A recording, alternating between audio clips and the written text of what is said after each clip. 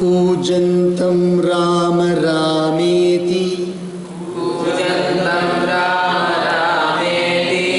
मधुरं मधुराक्षरम्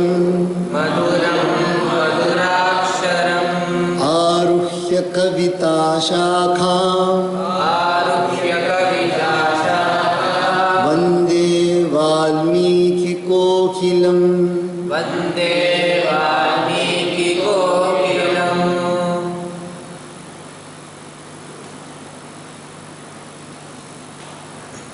One of the most beautiful gifts what the rishis have given us is the power of the chant, the power of the chanting of the different names of Paramatma, or the representative of the names or the representative of the form of Paramatma, which is called as mantra.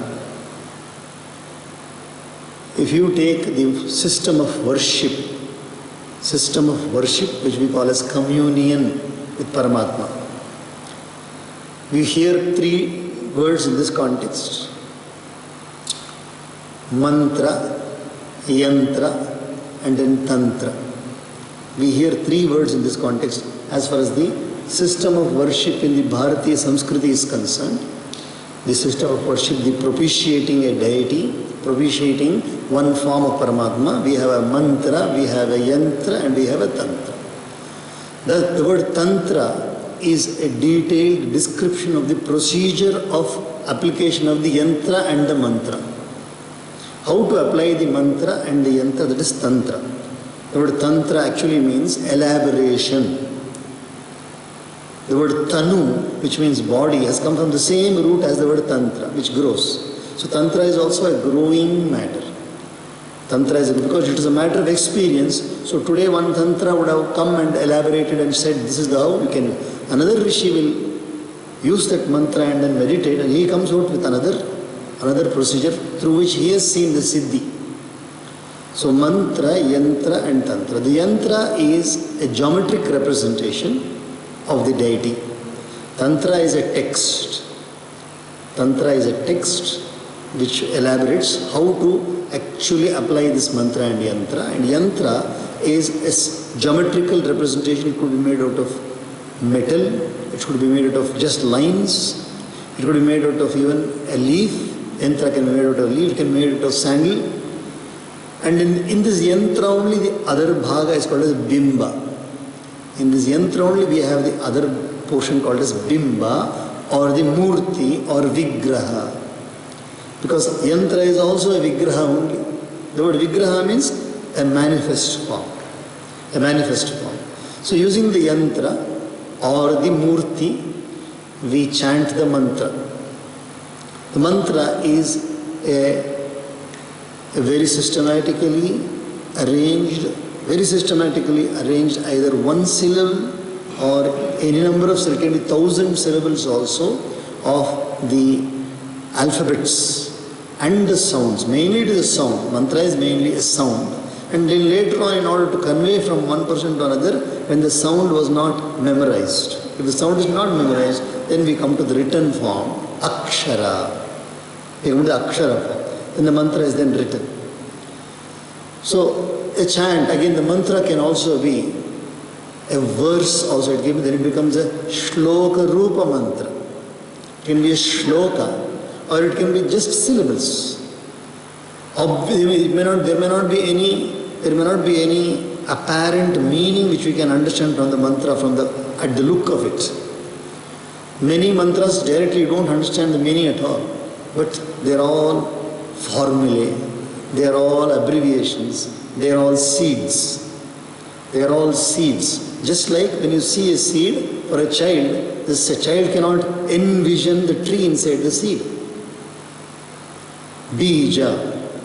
The child cannot envision the tree in the seed, but only those people who have already used the seed, who have systematically understood the process of germination of a seed.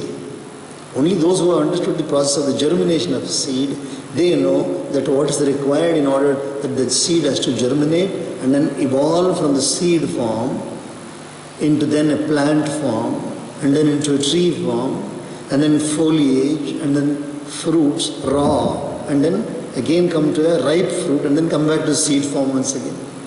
Similarly, a mantra also is a seed for the development, for the evolution of power in a human being. So because we do not understand this principle behind the mantra, most of the people have taken a mantra very, very lightly. Just give me also Upadesh, give me also mantra Upadesh. So they will go and take the mantra, but they will never use it at all. Or they will be very negligent in the application of the mantra. Exactly like a medicine which we take, exactly like a medication which we take, there is no manmani which can be done with medicine. Medication, one cannot be negligent, one cannot use one's own prudence in this medicine. One has to follow the exact system administered by that particular person who is doctor.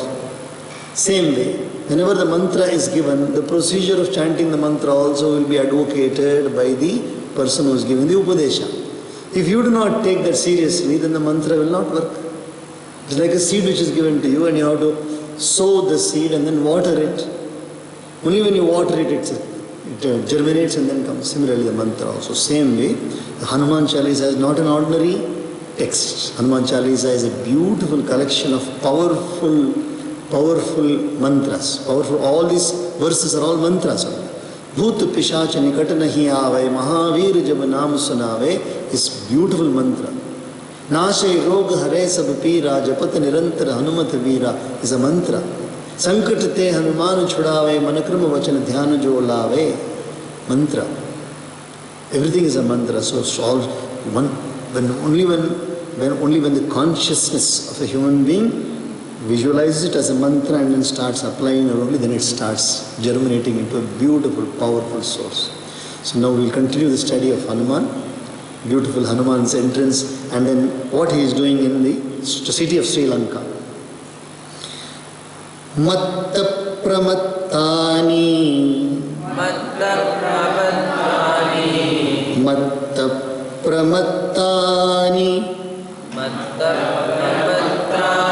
Samakulani Rathashvabhadrasana Sankulani Veerashriya Chapi Samakulani Dadarshadhiman Sakapih Kulani Parasparam Chadhikam Akshipanti Bhujanscha Pinan Adhivikshipanti Matta Pralapan Adhivikshipanti Mattani Chanyonyam Adhikshipanti Rakshansi Vakshansi Cha Vikshipanti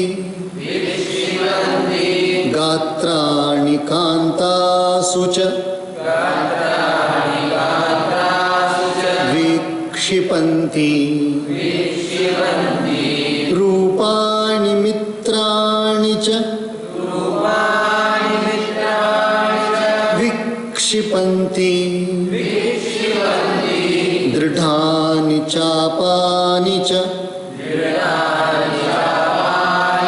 Vikshipanti Dadarshkantascha Samalabhantyah Tatha Parastatra Punah Swapantyah Surupa तथा हसन्त्यः क्रुद्धा पराश्चापि विनिश्वसन्त्यः महागजैश्चापि तथा नदद्भिः सुपूजितैश्चापि तथा सुसद्भिः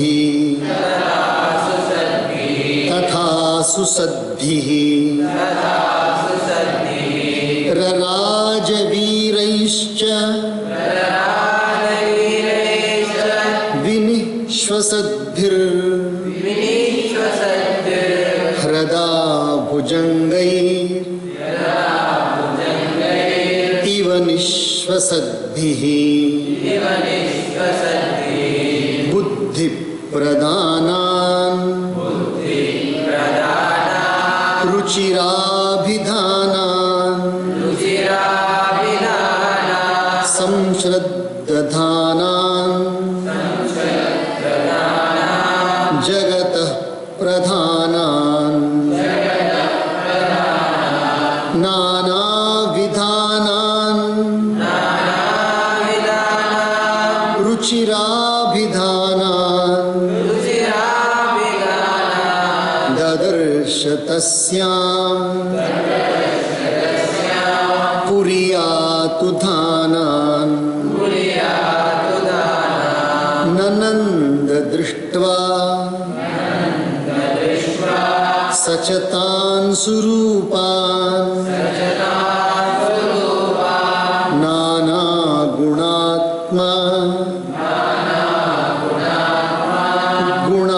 गुणानुरूपान् विद्योतमानान् सचतान् सुरूपान् ददर्श कांश्चिच्च पुनर्विरूपान्. Now Hanuman has reached the innermost chambers of the residence of Ravana. Now when he has gone to the innermost chamber, then naturally lot of people will be there who are serving the, he's like an emperor, so he's serving him and his other, maybe his kith and kin, all the people should be there, how they are looking, and also serving in the form of security also. So the sagacious monkey Hanuman beheld their mansions of arrogant and intoxicated ogres, connected together, nay, crowded with chariots, horses and seats of gold, and also full of fortune enjoyed by heroes. So, although it is the innermost chamber of Ravana, it appears that that itself is a huge area, very, very, very large area, where you have chariots standing there, where you have palanquins, where you have people standing, somebody playing there, somebody moving around there. That means one cannot so easily go to the near to Ravana. The proud ogres railed at one another in profusion and even threw about their stout arms too, in a bellicose spirit, uttered wild and incoherent words and insulted one another, because it's the nature of the Rakshasas, the nature of the demons, because they are all governed by the Rajasa and Tamasa gunas. Whenever you find somewhere in anywhere on earth where there is very harsh speech going on between two people, very harsh speech going on between two people, then automatically you feel a disturbance, an agitation in you. Why? Because this harsh speech, what does it mean? It is an indication of the rise of one guna called as Rajo Guna or Tamo Guna. That is the time when we, each and every one of us, has to consciously pacify ourselves and bring back the gunas to sattvic gunas. So the demons, all these are demons who are throwing their weight around. You know, exactly we say throwing their weight around, showing who is greater, who is more powerful. Nay, the ogres smote their breasts as a form of exercise and lovingly placed their hands and others' limbs on the person of their beloved ones. One side you see they are very, very cruel, and the other side they are also soft. When they see somebody dear, they place it very softly. They also put on various garbs to please their wives and drew their strong bows by way of practice. They are showing off. Hanuman further observed that lovely women were applying sandal paste on their bodies, while others in those mansions were lying asleep. Somebody is sleeping, somebody is, serving one another. Some with a lovely exterior and countenance were laughing, whereas still others who had been angered through love were hissing like an angry serpent. So you can see all the moods are there. Somebody is happy, somebody is angry, somebody is, showing off. Nay, with its trumpeting huge elephants, and likewise with its highly virtuous souls like Vibhishana, somebody is also virtuous there. Somebody is also virtuous. Somebody is also not a part and parcel of the same arrangement there of the demonic nature. Greatly adored as well as with his hissing heroes, the city of Lanka looked charming, like lakes infested inter alia with hissing serpents. The monkey beheld in that city Yatudhanas, means demons, who were predominantly intellectual, who were sweet of expression, fully devout and preeminent in the world, nay, who were dressed in various garbs and were called by charming names. He rejoiced to see the latter, who were comely of form and endowed with many virtues, and who behaved in consonance with their virtues. Nay, he found those who were comely of form and some others, even though they were misshapen, shining brightly. All types of people are there. And ultimately he found some people who are virtuous also, of the Sattvika Guna.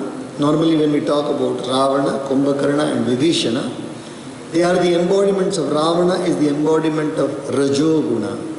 Kumbhakarna is the embodiment of Tamo Guna. And Vibhishana is the embodiment of Sattva Guna. So these are the three gunas which are playing, which are making us do everything in different phase, sentiments. Tato vararha suvishuddha bhava. Tato vararha suvishuddha bhava.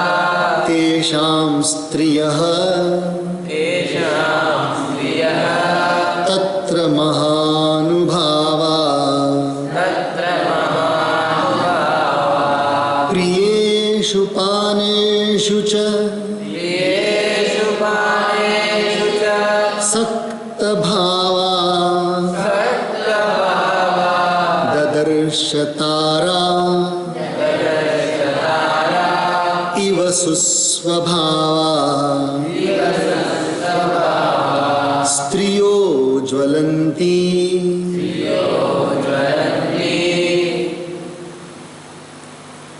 Trapayopagudha.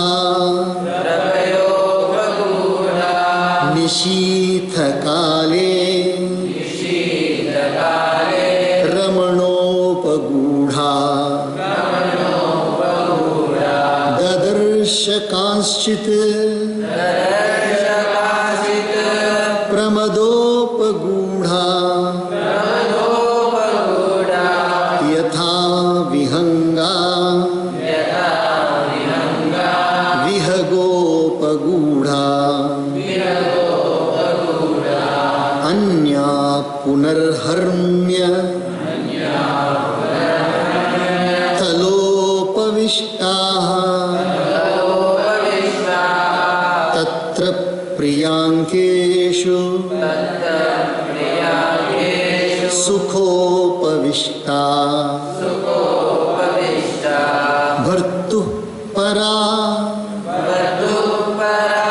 Dharma para nivishta. Dadarsha dhiman. Madanopavishta. Apravrita. Kanchana rajivarna. Kaschit parardhya. Tapaniya varna. Punascha kaschit.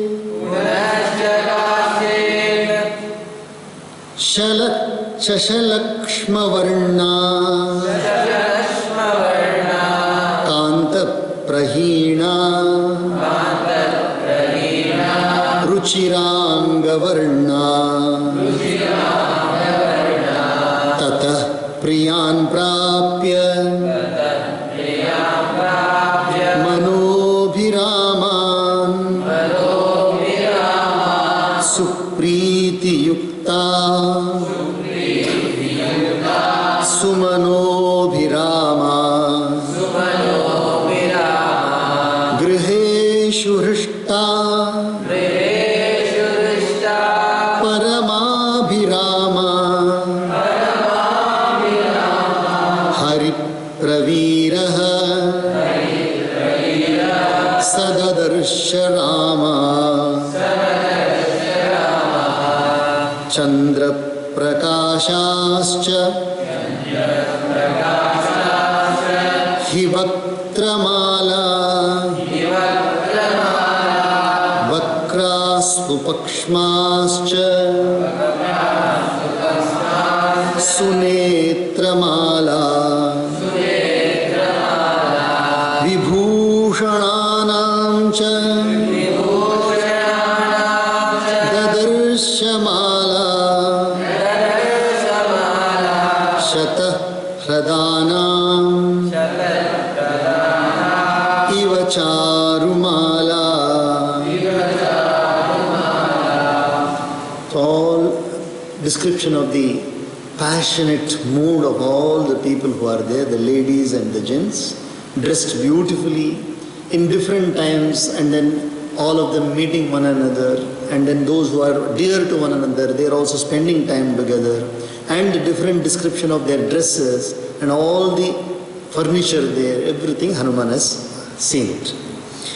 Natveva Sitam